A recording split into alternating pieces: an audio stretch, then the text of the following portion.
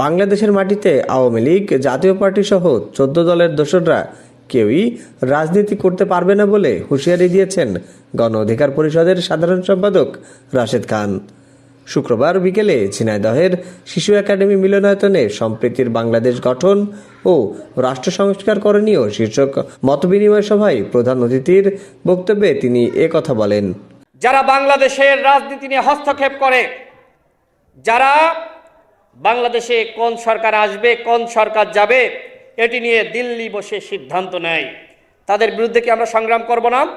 রাশেদ খান বলেন, বাংলাদেশে মোদির আধিপত্য বিরোধী আন্দোলন আমরাই করেছিলাম। দিল্লির কসাই মোদির হাতে মুসলমানদের রক্ত লেগে আছে।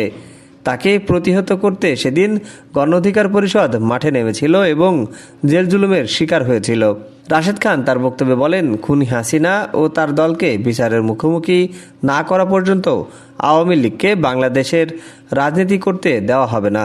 শুধু আওয়ামী লীগই নয়, জাতীয় পার্টি সহ ফ্যাসিস্ট হাসিনার আশীর্বাদপুষ্ট 14 দলের কোনো নেতাকর্মীকে ডামি, মামি ও স্বতন্ত্র পদে নির্বাচন করতে দেওয়া হবে না।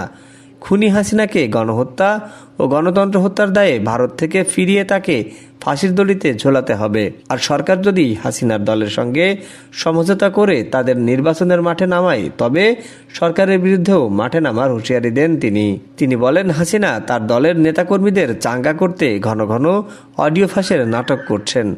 এই নাটক বন্ধ করতে সরকারকে উদ্যোগ নিতে হবে। ফেসবুক, ইউটিউব সহ সামাজিক মাধ্যমে পতিত স্বৈরাচার হাসিনার অডিও প্রচার বন্ধ করতে তিনি সরকারের প্রতি আহ্বান জানান। রাশেদ খান আরও বলেন, কেউ স্বীকার না করলেও বিএনপির ভারপ্রাপ্ত চেয়ারম্যান তারেক রহমান জুলাই গণ অভ্যুত্থানে গুরুত্বপূর্ণ ভূমিকা পালন করেছিলেন। তিনি সর্বশক্তি দিয়ে ছাত্রদের সামাজিক আন্দোলনকে রাজনীতিকরণ করে হাসিনা পতনের আন্দোলন ত্বরান্বিত করেন।